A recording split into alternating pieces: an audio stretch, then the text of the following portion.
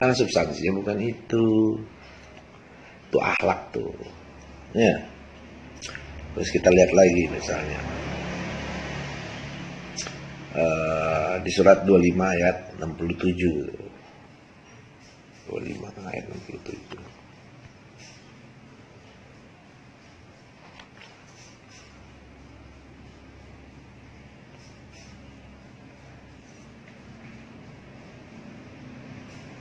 Dan hal yang termasuk hamba-hamba Tuhan yang Maha Pengasih, yaitu orang-orang yang apabila dia menginfakkan hartanya, dia mengeluarkan hartanya itu, mereka tidak berlebihan tuh, ya, dan tidak pula kikir di antara keduanya secara wajar. Itu akhlak tuh.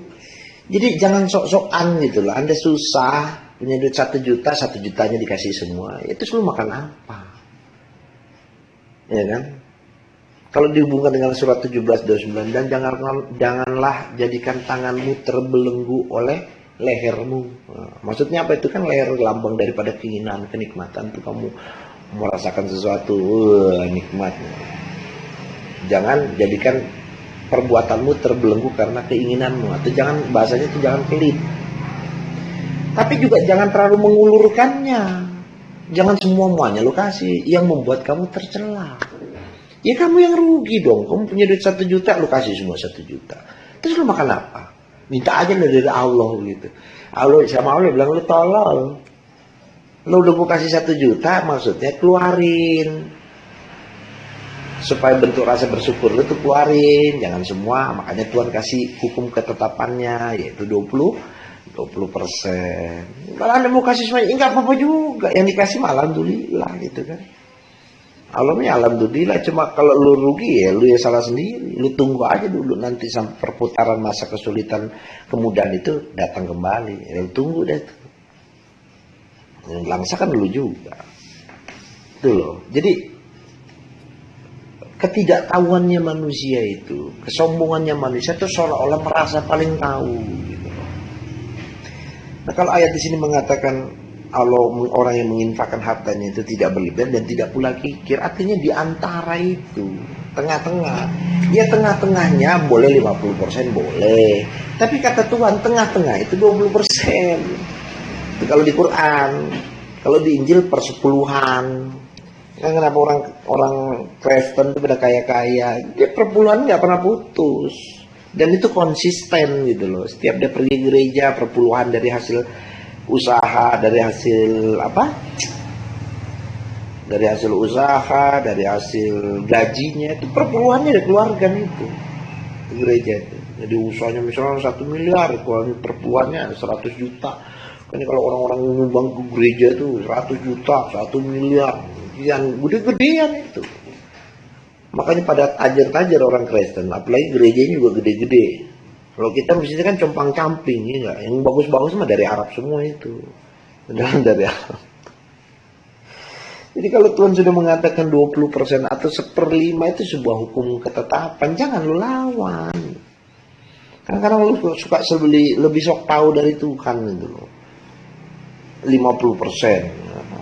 Ya nggak apa-apa juga, atau 100%, ya nggak apa-apa juga. Tapi kalau belangsakan lu yang susah, lu yang rugi.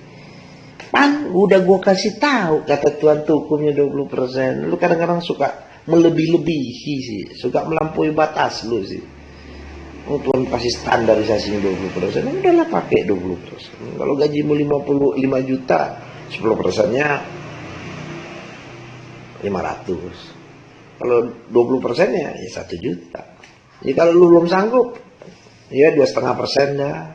Cuma jangan 2,5% 1 tahun, itu ngaco juga. Jadi Islam juga ngajarin pelit sih jadi orang. Makanya pada belangsak orang-orang Islam tuh.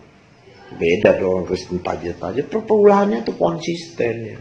Jadi kalau Anda mau 2,5% nggak apa-apa, asal jangan 1 tahun sekali, 2,5% tuh dari gajimu, ya 2,5%, tapi konsisten. Gitu. Nanti ketika rezekimu ditambah karena konsistensinya kamu naikin jadi 5%, udah konsisten aja 50% terus gitu. Ya, jangan loncat-loncat, malah nanti loncat kamu turun lagi 5%. Nanti kalau kamu sudah kuat, baru naik 10%. Nanti naik lagi, udah kuat 15%. Nanti kalau sudah benar-benar tumbuh keyakinan yang kuat dalam dirimu, udah paling batasannya itu 20%. Itu haknya Allah itu. Nanti dari 20% kamu bagi lagi. Ya kan? Misalnya 20%, 10%-nya untuk Allah, 10%-nya lagi kamu bagi tuh, ada orang tua, ada fakir miskin, anak yatim, orang-orang yang umum aja kamu kasih di luar sana. Jadi baik dunia kamu dapat, akhiratnya pun dapat. Jadi pahala di dunia dapat, pahala di akhirat dapat. Dua-duanya. Jadi konstan, kehidupanmu jadi teratur karena dimanajemenkan kehidupan Anda itu. Itu akhlak, Bung. Ya, itu akhlak. Jadi akhlak dipersempit, ya, akhlak itu luas, itu akhlak. Jadi menginfakkan hartamu tidak berlebih dan tidak kikir atau ambil pertengahan di antara tidak berlebihan dan kikir, itu akhlak, Bu. Itu akhlak ya. Nah, terus sama misalnya di surat 89 ayat 20. 89 ayat 20. Ini saya contoh. Ya, itu akhlak nih. Nah, dan kamu mencintai harta dengan kecintaan yang berlebihan. Gitu. Kamu tuh cinta, nggak bisa dipungkiri. Manusia itu cinta sama harta. Karena dia menganggap bahwa harta itu yang menghidupkannya dia. Di kenyataannya kan begitu. Kalian hari ini dengan kondisi hari ini, dengan sistem yang berlaku hari ini, bahwa kita tidak bisa terlepaskan dari harta. Ya karena sistem ini kan tidak memberikan keadilan, tidak memberikan sebuah kesetimbangan. Jadi orientasi harta itu menjadi kecenderungan. Ya, maka ketika kamu mencintai harta berlebihan, jadi kan jadi satu berhala atau sesuatu yang dipertuhankan. Itu akhlak itu. Jadi akhlak yang baik adalah kamu mencintai harta dengan tidak berlebihan. Gitu harusnya itu yang baik. Tapi kalau yang buruk, akhlak yang buruk, kamu mencintai harta secara berlebihan. Tuh, begitu Bung. Akhlak. Ya. Terus contoh lagi misalnya. Ya. Surat 7 ayat 31 ya. 7 ayat 31. Ya, kalau mau buka Quran, buka aja sekalian sama-sama baca di sini.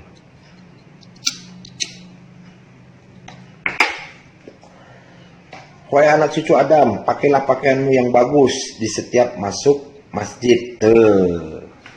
Jadi kalau kamu masuk dalam masjid, misalnya sahabat datang ke masjid, rumahnya Mas Gun, atau di rumahnya Pak Yudi, atau di rumahnya Koko, atau di rumah saya, atau di rumah siapapun saudara-sahabat yang lain, masuk masjid, pakai pakaian yang bagus, jangan yang compang camping, itu termasuk akhlak juga itu.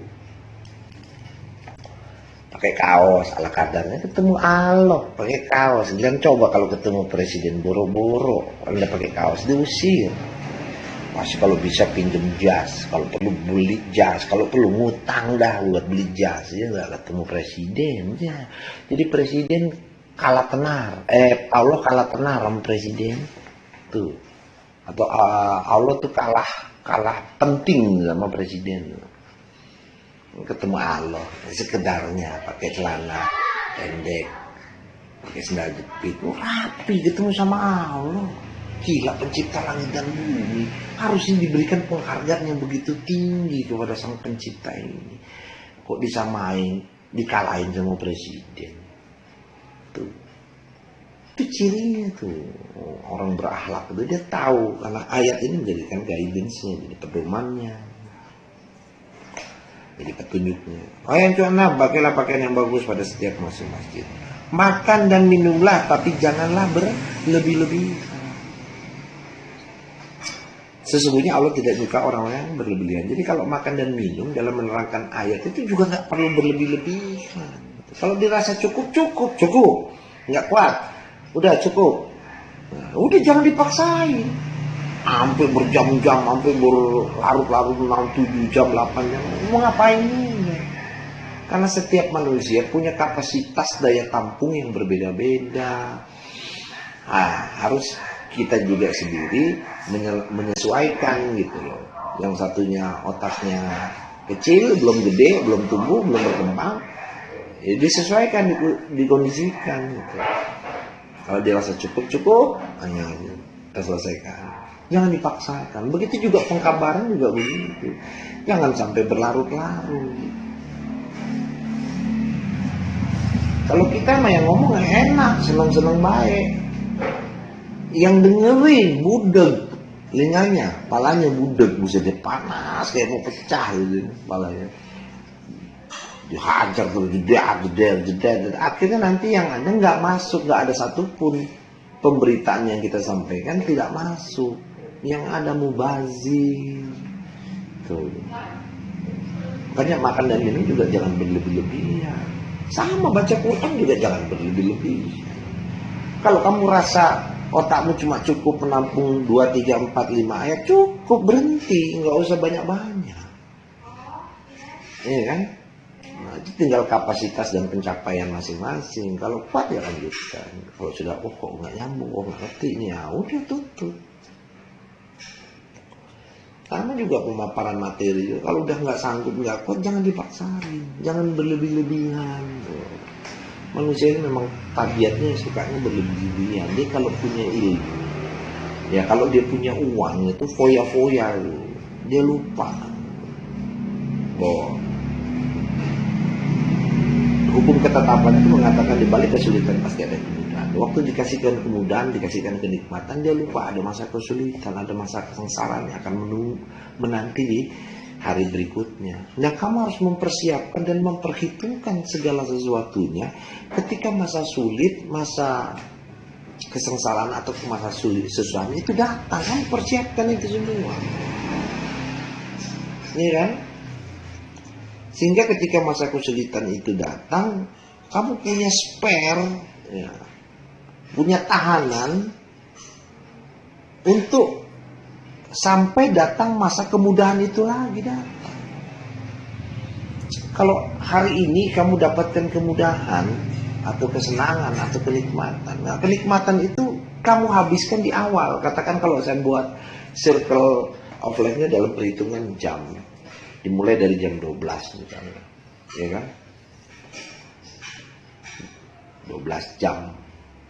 Ya, dia berputar tuh, masa senang, nikmat diawali dari jam 12. Kamu habiskan tuh, foya-foya, tar, 1, 2, 3 habis. Waktu habis di 3, kan berjalan tuh, waktu ke-4, ke-5, itu mulai tuh, kalau 4 mulai nih agak susah-susah, puyeng-puyeng kepala dikit, ya, garuk-garuk kepala. Yang ke-5 tuh, masuk ke-5 udah mulai khawatir datang tuh, karena udah nggak ada duit tuh, udah nggak ada kenikmatan tuh, susah bleng-bleng dikit. Nah, waktu ke-6 udah mulai gelisahnya makin tinggi nih, nggak karu-karuan, terus mulai mikir yang enggak nih, ya kan. Yang ke-7 masuk, yang ke-7 udah mulai caci maki sana, nyari kesalahan orang, nyari kambing hitam cara, pokoknya apa yang dilakukan salah ya. Yang ke-8 mulai nggak karu-karuan rasanya, wah, mulai ke-9 tambah hancur-hancuran, ya kan. Ke-10 tambah lagi, udah nggak karu-karuan. 12 sama lagi, 11 sampai masuk ke 12, masuk masa kesulitan. Mulai tunggu lagi 12 jam perputaran itu. Rasanya nggak karu-karuan. Seperti apa, Bung? Seperti neraka, Bung. Rasanya, Bung. Ya iya. Karena kenikmatan yang kamu dapatkan tidak kamu manajemenkan. Gitu. Kamu nggak buat perhitungan. Akhirnya mau menunggu 12 jam itu sampai masa kemudahan itu akan datang kembali. Dan jika kamu bertahan itu dalam 12 jam, ini bukan berarti masa kesulitan dan kemudahan itu 12 jam ya, saya enggak. Ini kan coba buat perumpamaan. Nantinya saya ambil gambaran analogi perhitungan waktu berjalan. Nah, mesti jadi kenikmatan waktu awal 12 jam habis di jam 3, berarti jam 4 terhitung 1, 2, 4, 5 ya. 1, 2, 3, 4, 5, 6, 7, 8, 9. 9 ditambah 12 jam. Berarti 17 jam Anda mengalami kesulitan atau kesusahan ataupun kesengsaraan. Coba bayangkan.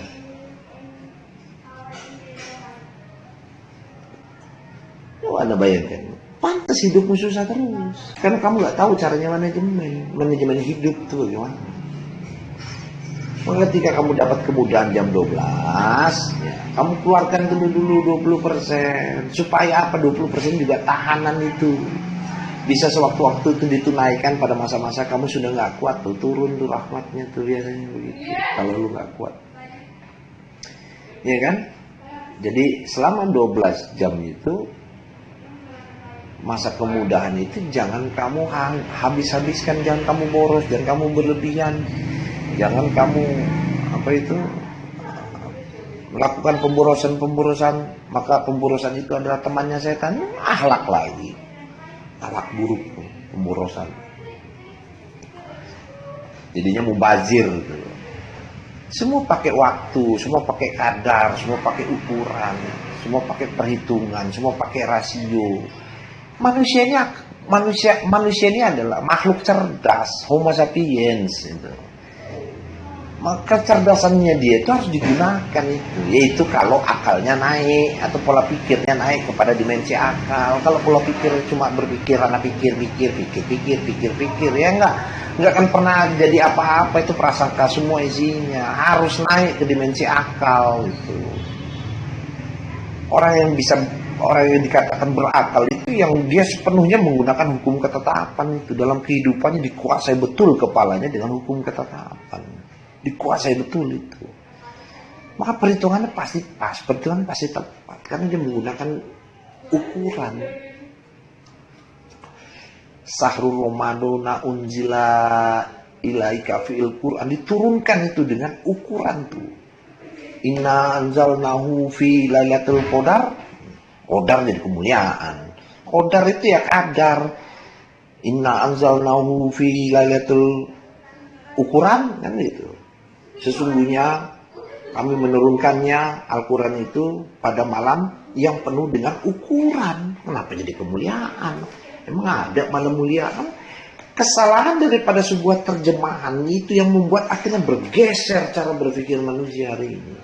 Maka dicarilah dalam puasa itu malam-malam ke-10, malam-malam ke-12, malam ke-7. Karena itu malam-malam kemuliaan. Malam yang akan diturunkannya wahyu Al-Quran. Loh, siapa yang nurunin kamu Al-Quran itu siapa? Karena membaca ayat-ayat Tuhan, baca yang mana? Baca yang dimengerti apa yang tidak dimengerti. Bukan itu terjadi pergeseran ketika kadar diartikan sebuah kemuliaan. Padahal kadar itu adalah ukuran. Qadar itu adalah kadar, ukuran. Semua pakai ukuran, Bu. Makanya kenapa dikatakan hukum kepastian itu karena pakai ukuran, bukan pakai tebak-tebakan, bukan pakai prasangka. Ya. Tuh. Ini yang menyebabkan kenapa orang hari ini jiwanya selalu tidak bisa memahami, tidak mengerti, karena berusaha untuk pengetahuan yang dia dapat itu seolah-olah benar adanya. Tapi ketika datang kebenaran yang lebih baik, kebenaran yang lebih fresh, dia menolak. Oh, nenek moyang gue ngajarinnya begini. Oh, dari dulu gue dapatnya begini. Dari ilmu yang gue dapat dalam perjalanan gue kehidupan selama hidupnya begini. Ya apa benar? Kalau benar dia terbuktikan. Kalau Anda benar, Anda udah jadi khalifah ini.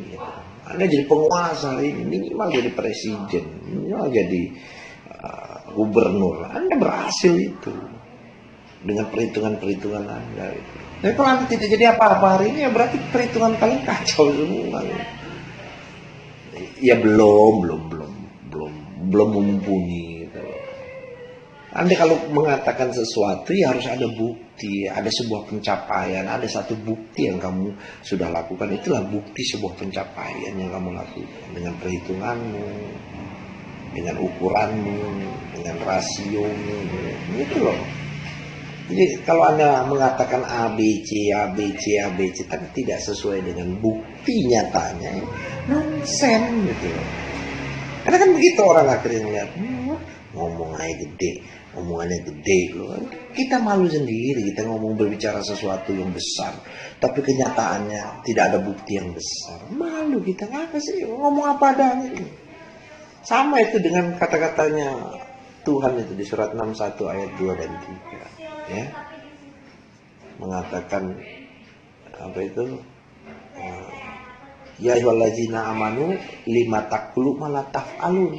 Hai orang-orang yang beriman, mengapa kamu mengatakan sesuatu yang tidak kamu kerjakan? Ngomongnya iman, tapi dalam pekerjaannya ya bukan iman gitu ya. Kabur rahmatan indallaha an taqulu ma la taf'alun. Allah mengatakan bahwa Allah benci sama orang yang ngomong doang,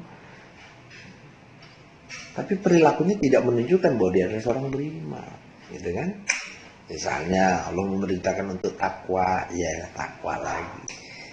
Ada yang mau melakukan takwa, mencoba untuk berbuat takwa. Gitu. Takwa itu tidak dengan sendirinya, dibuat perjanjian, dibuat ikatan, ya.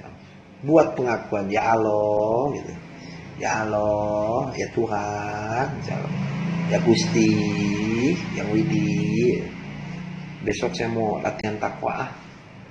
Berapa hari Tong? 6 hari dah. Udah coba dah ya. Udah ketika Anda menyatakan itu, sistemnya bermain itu. Di dalam otak, di dalam kolbu, secara otomatis itu bermain. Nanti akan didatangkan satu kondisi, karena frekuensi itu memaksa untuk orang itu mau mengaplikasikan takwa. Maka frekuensi sinyal itu tembus ke alam, maka alam akan memberitakan, ada orang yang melatihan takwa nih, ya, didatangkan tuh macam-macam bentuk ujiannya itu, dipancing amarahmu, dipancing kepelitanmu, ya, ada orang susah dia mau kasih, dipancing juga lagi, apalagi namanya untuk kamu bisa kamu diperlakukan tidak adil, terus kamu harus memaafkan, dituntut kamu untuk berbuat kebaikan di mana saja kamu berada, dituntut lagi untuk mohon ampun. Jadi terakhir itu mohon ampun.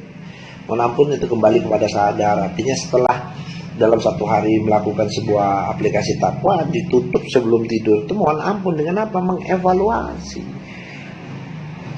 Coba merefresh, mengembalikan kesadaran kembali. Tadi apa yang sudah gue lakukan sudah benar atau salah? Wah, salah nih kayaknya nih. Tadi gue sempat kepancing tuh emosi. Wah, gagal. Nah, ulang lagi deh. Ulang lagi. Jadi dalam satu hari harus full tuh takwa. Walaupun tidak harus 5 permasalahan itu harus dilakukan. Bisa juga jadi, bisa juga tidak. Jadi didatangkan kejadiannya bisa 1, bisa 2. Yang pasti 2. Infak sama yang terakhir mohon ampun. Nanti dipancing amarahmu atau dituntut untuk memaafkan kesalahan, itu juga bisa terjadi dalam waktu yang bersamaan. Itu tuh. Jadi nggak selalu. Jadi kembali lagi itu akhlak. Wahai anak cucu Adam, pakailah pakaianmu yang bagus pada setiap masjid. Jadi pakai yang bagus ya. Jangan yang compang camping, ketemu Allah gitu. Masa ketemu Allah compang camping. Makan dan minum dan janganlah berlebihan. Sesungguhnya Allah tidak menyukai orang-orang yang berlebihan. Itu akhlak tuh, Bung. Itu akhlak. Nah, kita bicara lagi akhlak misalnya nih. Banyak akhlak ini ya. Tapi ini harus dijadikan misalnya surat 31 ayat 18 ya. Kita lihat 31 18. Akhlak juga nih. Ini kalau mau dibahas, bagus nih. Ini panjang nih, Bung. Apalagi kita bagi-bagi buat ngingetin. 31:18. Soalnya, dan janganlah kamu memalingkan wajahmu dari manusia karena sombong. Ya. Dan janganlah kamu berjalan di muka bumi dengan angkuh. Ya. Dan janganlah kamu memalingkan wajahmu dari manusia karena sombong.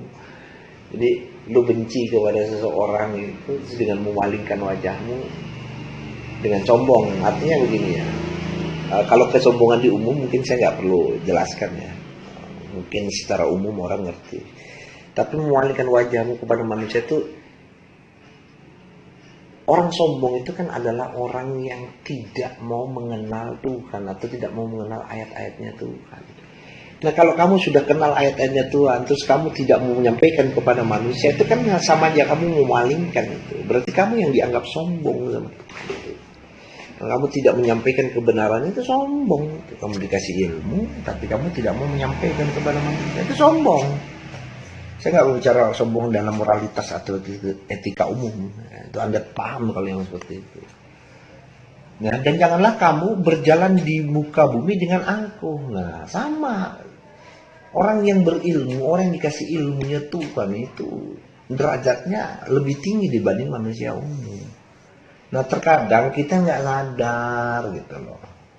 Kadang-kadang karena kita mau megang kebenaran, seolah-olah orang tuh dalam cara pandang kita, aduh kecil semua, kita remehkan begitu, ya, kayak kita mencibir gitu kan, lu tahu apa sih, lu ngerti apa sih gitu kan, itu ada di dalam kalbu kita itu kalau kita mengetahui kebenaran, kan derajat kita naik tuh di situ. Kadang, wah, orang nggak ngerti, jangan, justru nggak ngerti kita kasih tahu. Kita munculkan ayatnya, penggambarannya, dia menolak, ya dia yang sombong, kata Tuhan. Gitu aja. Sesungguhnya Allah tidak suka atau menyukai orang-orang yang sombong lagi membanggakan diri. Jadi ilmu ini ilmunya Tuhan. Ya. Harta ini hartanya Tuhan. Tubuh ini tubuhnya punya Tuhan. Jadi semuanya punya Tuhan. Apa yang kita mau sombongkan sih sebenarnya gitu. Timbang ganteng aja lah sombong bener, punyanya Tuhan gitu kan.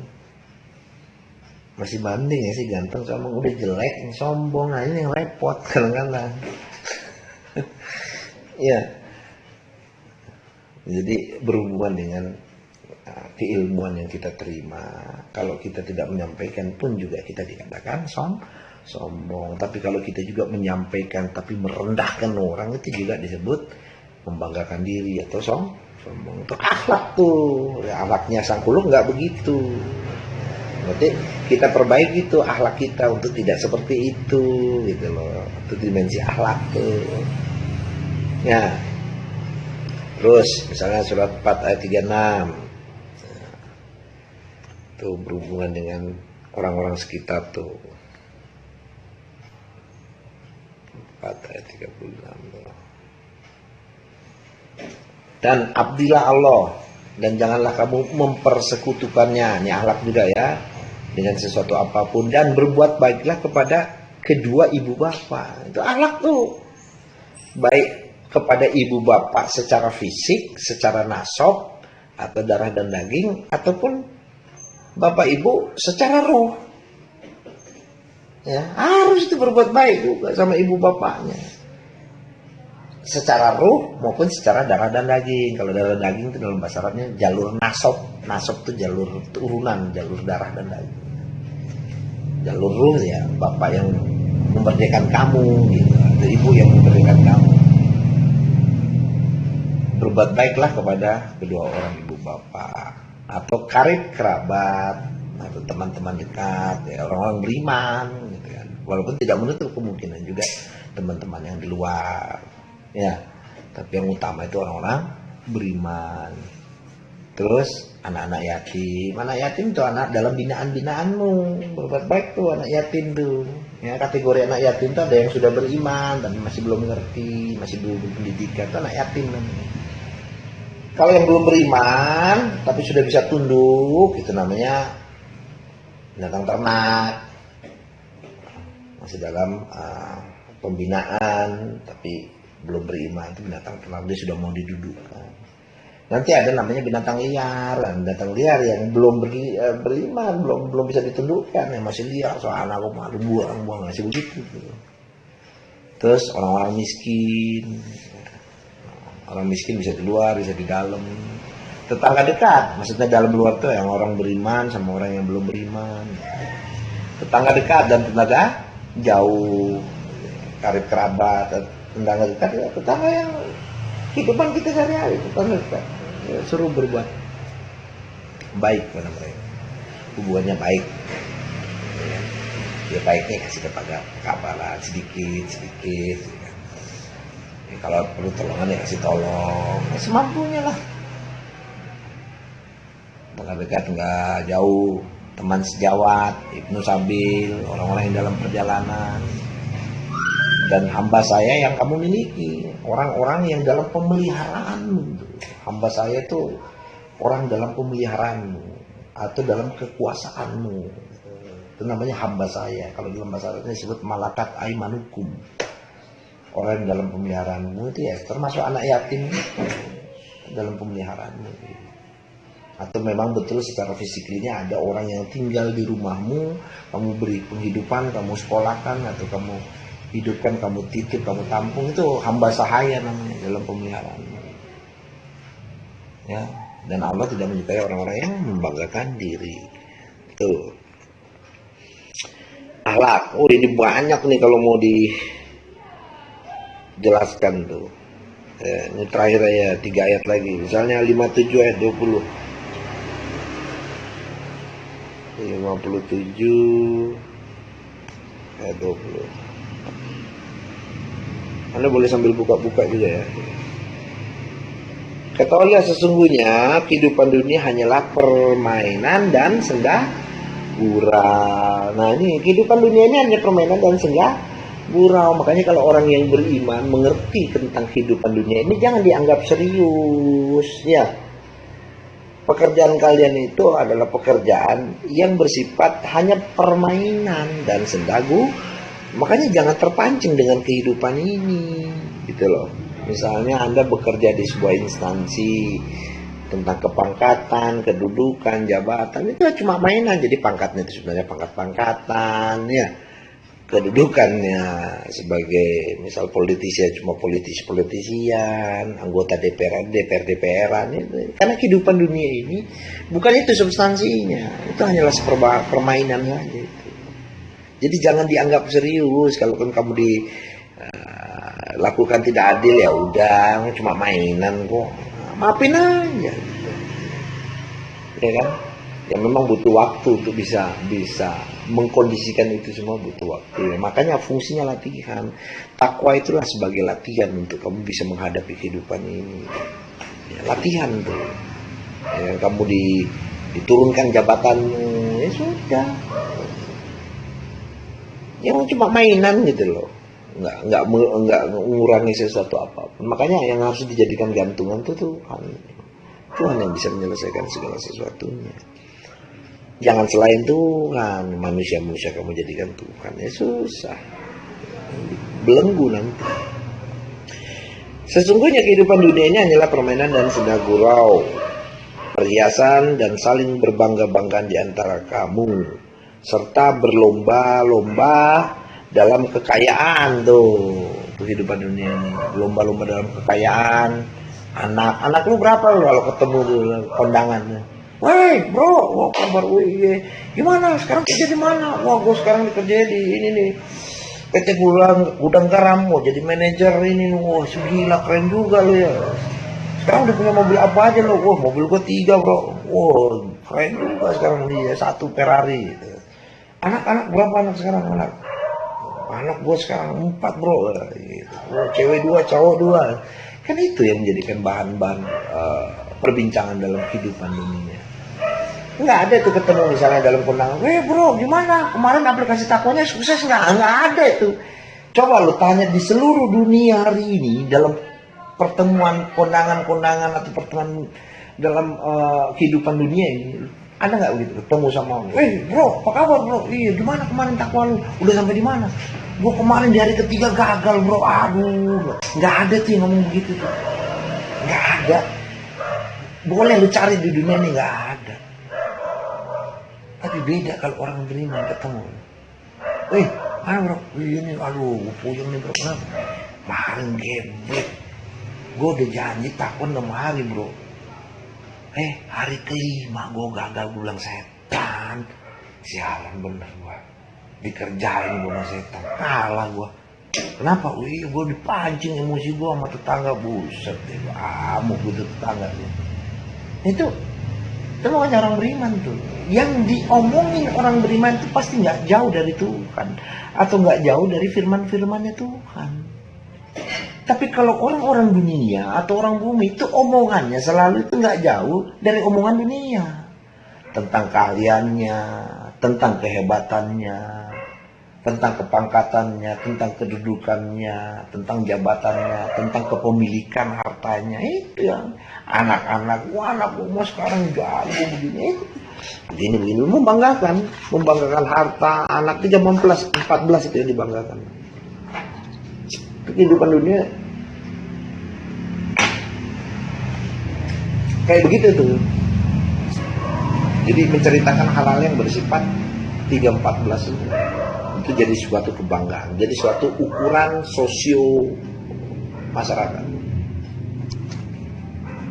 Terus kamu hubungkan lagi dengan ritual. Emang ada itu ketemu di kondangan tuh. Bro, kemarin bro gue sholatnya sampai 50 waktu bro. Gila, sadis juga tuh. Susah sih gue lakukan tuh, tapi bisa gue lakukan. Nggak ada tuh ngomong gitu. Nggak ada. Karena akhlak bukan di situ. Bukan di situ akhlak ukurannya itu. Ketemu di undangan kayak di acara-acara meeting, kayak di acara apa itu, temu kangen kayak tuh, silaturahmi apa itu, SMA, SMP itu apa sih namanya itu, reuni gitu ketemu, nggak ada tuh ngomongin, takwanya emang nggak ada. Pasti hubungannya itu kalau nggak masalah harta, kedudukan, usaha, anak. Omongannya nggak jauh jadi hal-hal seperti itu. Ya, tuh. Akhlak tuh bicara seperti itu. Jadi ketahuilah bahwa sesungguhnya kehidupan dunia itu hanyalah permainan dan silaturahmi, perhiasan dan saling berbanggaan di antara kamu serta berlomba-lomba dalam kekayaan dan anak keturunan. Seperti hujan yang tanaman-tanamannya mengagumkan para petani tuh. Iya luar biasa lu sekarang ya, hebat lu ya, udah dahsyat ya. Begitu kebanggaan. Tentang sayanya adalah jagoan, tentang sayanya adalah si gembala sapi, saya ini. Ya begitu, kehidupan dunia begitu. Enggak disalahkan, tapi ya itulah cara pandang, cara berpikir orang dunia. Berorientasikan kepada dunia. Orang-orang bumi itu begini. Kalau orang langitan nggak begitu ngomongnya. Pasti nggak jauh dari Tuhan atau firman-firmannya Tuhan, nggak jauh. Kemarin bro, gue masak bayanatin ayat ini, gue disuruh memerintahkan mengeluarkan infak harta 20%. Cuma gue nyoba 20%, ternyata gue nggak sanggup bro. Gimana tuh? Iya, awalnya sih gue dapet duit cepet nih, gue kasih 20% kan buat Tuhan, terus gue bagi, dah gue manajemenkan lah. 20% dari cepet kan 10.000 kan. Kalau 100.000, 20%-nya itu dia 20.000 kan. 10% dari 100.000, 10.000, 20%, 20.000, iya 20.000. Gua aplikasiin tuh bro, 20.000. Iya kan, berhasil. Tuh 1 juta, gua keluarin 200.000 bro. Wah sanggup gua. Giliran gua dapet 100 juta, gua ngeluarin 20 juta, berat banget bro, rasanya anjir. Yang di kepala gue cuma mikir, buset nih buat Allah 20 juta kebanyakan kali ya gitu. Kebanyakan kali ya Allah. Berat di situ. Makanya kalau masih kecil ringan, kandungan waktu masih kecil itu ringan, tapi nanti lama-lama ketika kandungan itu besar berat ya. Itu gambarannya itu. Orang beriman tuh ngomongnya ngomong aplikasi ayat. Cerita ketemu sama orang-orang beriman itu ngomongnya masih gue udah ngaplisin ini, gue udah ngaplisin ayat, gue ngaplisin ayat ini kemarin gue diturunkan nih sama pemimpin gue nih, ayatnya begini. Lalu gue coba aplikasiin, setengah mati. Belum bisa gue kayaknya 20%. Emang selama ini gue berapa? Gue masih 5% sih bro. Gue cuma pengen coba-coba aja 20%. Oh gitu, iya. Gue baru 5%. Dan ntar gue coba dulu deh, 10 aja dulu deh. 25, yang 5% ini gue udah coba sih. Ada kurang lebih sekitar 6 bulan gue udah coba dan gue berhasil. Dan kayaknya gue kuat, gue pengen tingkatin. Cuma gue langsung gue naik ke 20 bro. Jadi gue berat. Ternyata berat. Ya udah deh, gue coba deh yang 10%. Coba. Nah gitu tuh, orang-orang beriman tuh ngomongnya begitu. Atau orang yang orientasinya kepada kehidupan akhirat itu, dia mengadakan perbaikan-perbaikan untuk dirinya gitu. Bukan membangga-banggakan tentang jabatan, pangkat, kedudukan, keahlian, kekuatan. Enggak, dia nggak membanggakan itu. Kenapa? Ya karena itu punya milik Tuhan semua. Apa yang mau dibanggain? Kita cuma dipinjemin doang. Ini kan cuma dipinjamkan itu. Kita punya keahlian sifatnya dipinjamkan. Kenapa dikatakan dipinjamkan? Iya, lu boleh katakan milik lu. Hari ini lu katakan ini milik saya, besok lu dibikin cacat. Ayo, ganteng ini milik saya, lu bilang kan nggak ada yang paling ganteng dari gua, besok tabrakan cacat lu kalau nggak beraturan. Ayo, operasi plastik mahal harganya. Ya udah tuh, plastik juga menyot gitu, mukanya. Iya kan? Kamu ngomong, gue yang paling kaya, tunggu, kata Tuhan, tunggu. Dijelasin di surat 74 ayat 11. Dihancurkan loh, dengan kesombongan, karena bukan punya lu, semua itu bukan punya lu. Gitu. Apa yang mau kita banggakan? Kita nggak punya apa-apa. Apa yang mau dibanggakan? Udahlah, bersyukur apa yang sudah kamu punya. Kalau kamu dikasih kelebihan, jangan lupa kamu memberi sebagiannya kepada orang yang membutuhkan. Kepada haknya Allah keluarkan. Gitu. Itu akhlak tuh. Ya. Kekayaan anak-anak, keturunan seperti hujan yang tanamannya mengagumkan para petani. Kemudian tanaman itu menjadi kering. Dan kamu lihat warnanya kuning, kemudian menjadi hancur tuh. Nah, ya kan? Akhirnya semua itu nonsen tuh, hancur semua tuh. Udah lu kumpulin, gue mau nyari duit yang banyak, nabung, biar ini jadi orang sukses, biar pandang orang. Gila, udah nabung banyak, dapat duit banyak, gue tinggal dinikmatin, mati ya, kesian. Udah nyarinya setengah mati, berjuangnya dengan setengah mati gigi. Di penghujung dia menikmati, mati. Kenapa nggak di setiap dalam perjalanan kehidupan lu nikmatin apa yang lu punya? Lu dapat banyak, lu nikmatin. Lu dapat sedikit, lu nikmatin. Lu kagak dapat, lu nikmatin juga. Jadi kalau segala sesuatunya lu bisa nikmatin, dengan bagaimana cara lu menikmati, hidup ini penuh dengan kenikmatan bro. Jadi jangan kamu ukur kenikmatan itu dengan ukuran-ukuran yang kamu sendiri tidak mampu membuat ukuran. Kamu dibenturkan dengan ukuran itu. Ya, nikmatin aja. Dapat 10.000, kasih Allah 2.000. Sisanya 8.000, nikmatin 8.000-nya. Kamu dikasih kehidupan, mata melihat, mata telinga mendengar, nikmatin mata itu dengan melihat yang indah-indah tentang kebesarannya Tuhan. Dikasih telingamu, dikasih mendengarkan sesuatu yang indah-indah agar perasaan menjadi tenang. Mendengarkan firman-Nya Allah, ayatnya Allah, lihat kebesarannya Tuhan. Nikmatin hidup ini. Jangan kamu kerdilkan dengan cara pandang kamu, jangan kamu kerdilkan dengan cara berpikir kamu. Jangan kamu kerdilkan dengan ukuran-ukuran yang kamu buat sendiri, yang pada hakikatnya kamu tidak mampu membuat sebuah ukuran. Jangan. Nikmatin hidup ini. Ya. seperti petani, kemudian tanaman itu menjadi kering dan hancur, kering dan kamu lihat warnanya kuning, kemudian menjadi hancur. Dan di akhirat nanti ada azab yang keras. Ya Allah, 2 kali lu dapat. Azab di dunia dan azab di akhirat. Azab yang keras dan ampunan dari Allah serta keridoannya dan kehidupan dunia tidak lain hanyalah kesenangan yang palsu atau yang menipu. Tuh. Jadi dunia ini kita anggap permainan, jangan dianggap serius ya. Buat dia itu seperti sebuah permainan kayak orang main game aja. Nyawanya ada 7 mati, ya wes selesai, matiin tuh PS-nya, tutup. Ya besok main lagi, gitu aja.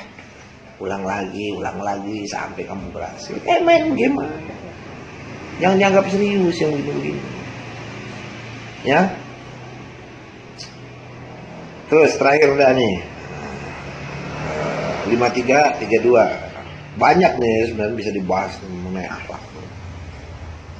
5332 tuh tentang merasa dirinya paling baik, paling suci. Yaitu orang-orang yang menjauhi dosa-dosa yang besar. Jadi akhlak itu, orang yang akhlaknya sangkuluk itu, dia menjauhi dosa-dosa yang besar. Apa sih dosa yang besar itu? Yaitu musyrik, surat 416 apa 448 itu. Sebenarnya musyrik itu adalah dosa yang besar.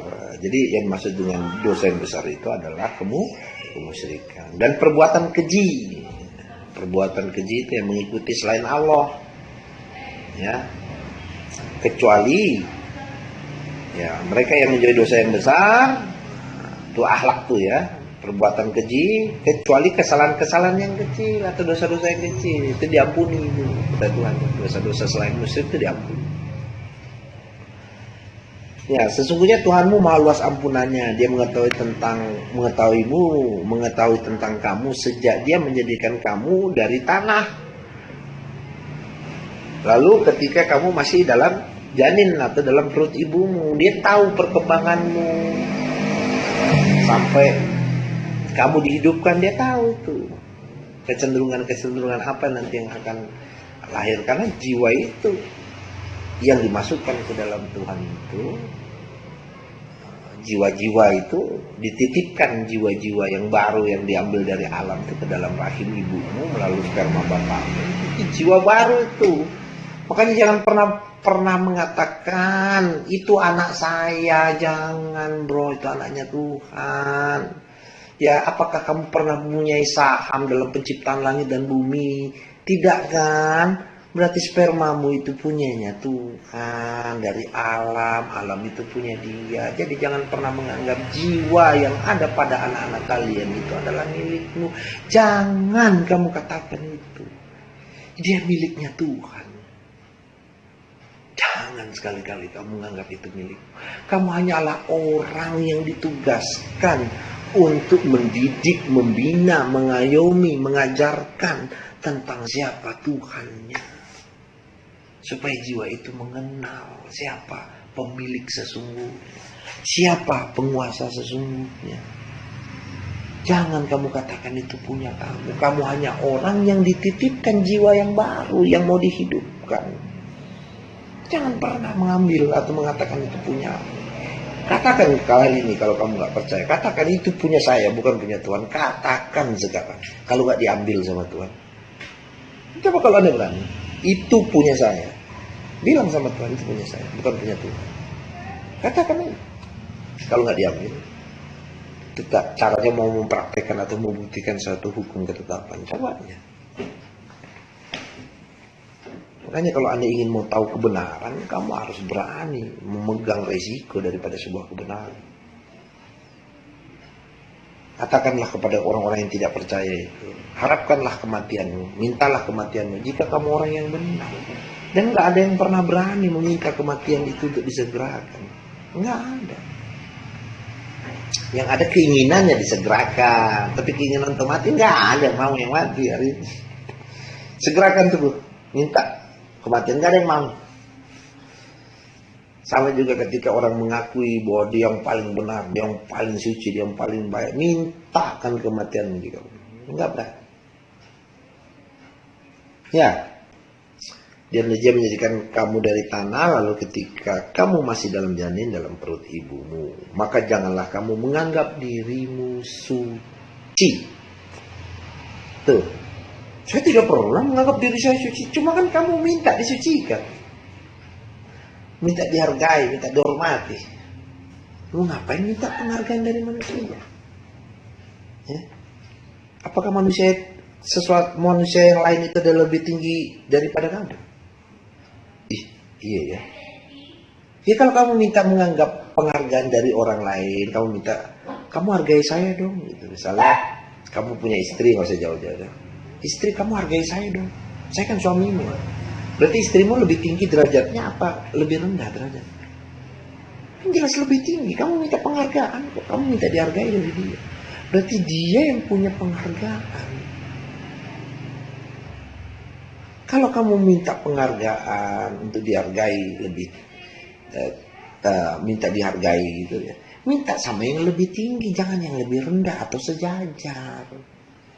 Kalau kamu minta yang sejajar, berarti orang itu yang lebih tinggi. Makanya mengapa Yesus mengatakan tangan di atas lebih baik daripada di tangan di bawah. Mengapa orang yang memberi lebih baik daripada orang yang menerima? Maka orang yang memberi itu derajatnya selalu lebih tinggi. Sama kalau kamu memberikan penghargaan kepada orang lain, berarti orang yang memberikan penghargaan itu derajatnya lebih tinggi. Jadi kalau kamu cuma minta dihargai, minta dihormati, minta diagung-agungkan, itu kamu derajatmu rendah. Yang bisa melakukan penghargaan itu derajatnya lebih tinggi. Itu analoginya, karena dia ngapain, gue gak butuh kok penghargaan. Kenapa? Ya, gue punya semua, kan begitu kata saya pemilik penghargaan itu. Jadi kalau Anda mengaplikasikan Anda sebagai Anda berakhlak-akhlaknya sang huluk itu tidak butuh apa-apa. Dia gak butuh penghargaan, dia gak butuh diagung-agungkan, dia gak butuh dicuci-cucikan, dia gak butuh dipuji-puji, nggak perlu. Dia sudah punya pujian, dia maha suci, dia maha agung, ngapain dia agung-agungin?